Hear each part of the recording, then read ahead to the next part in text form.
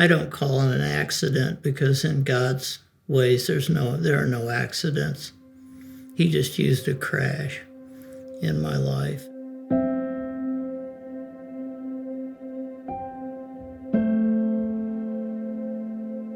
I'm R.W. Mackey, and this is my wife, Beth. We've been going to Crossroads for about 9 years. I've always been involved in sports. Then as I got a little older, I got interested in endurance sports, and I realized, wow, as I get older, cycling works pretty good. Eventually, began to race in California, and so my routine involved 5 days a week of sort of intermediate riding, with 2 of those being pretty hard workouts. And then I did 1 long ride every week, usually on a Saturday morning. And that Saturday morning ride would be anywhere from 50 to 70 miles. I had opportunity to interface with a lot of people here in Santa Clarita, and then also on a state and national level in competition. And so it gave me a lot of opportunity to talk with folks and to share with them, and to share my faith, where I can demonstrate an attitude that is consistent, with Christ living in me.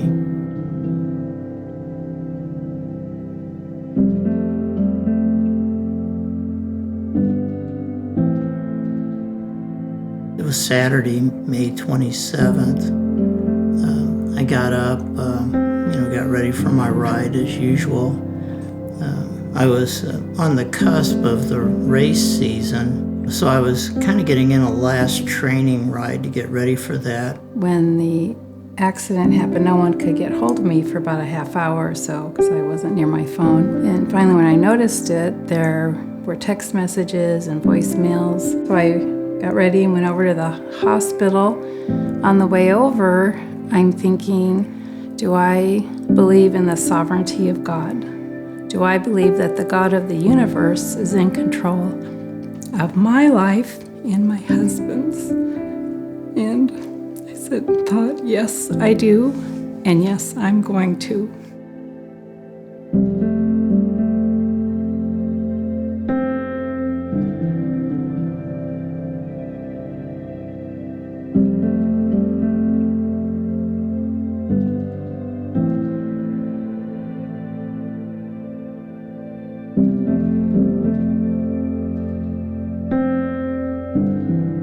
The surgery went well. He has 10 titanium plates in his face to repair the right side of his face. His jaws were bracketed and wired shut, and he had to wear the collar for the fractured vertebrae, and then his shoulder just had to kind of repair on its own. There were phone calls, there were text messages, people sharing scripture, visits, people bringing me food, took turns staying with him at night if I couldn't.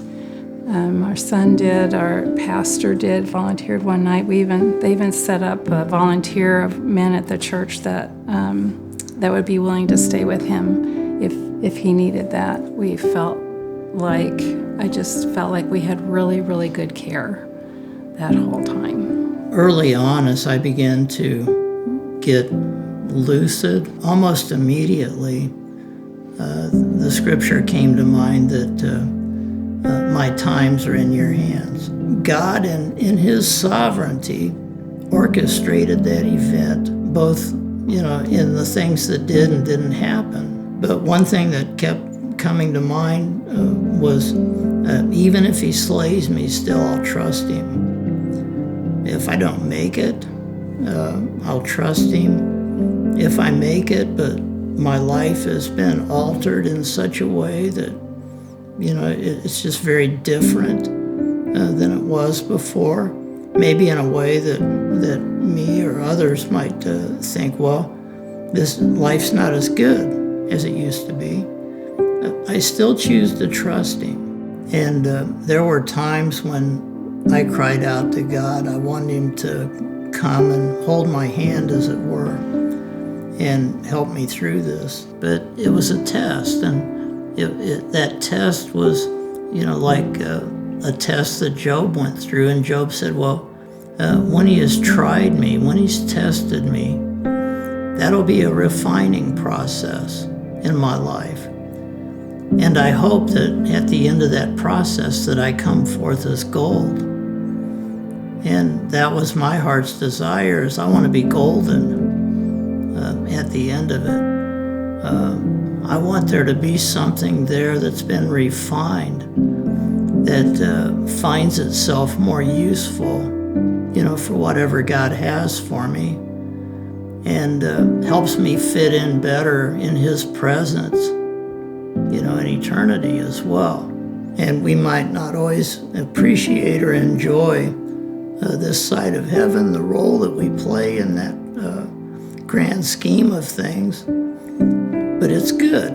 And if those things are accomplished, and I believe they are, through God's design, then, we'll look back on this and say, what a small price to pay, to have God work in our heart, to have God work in our life.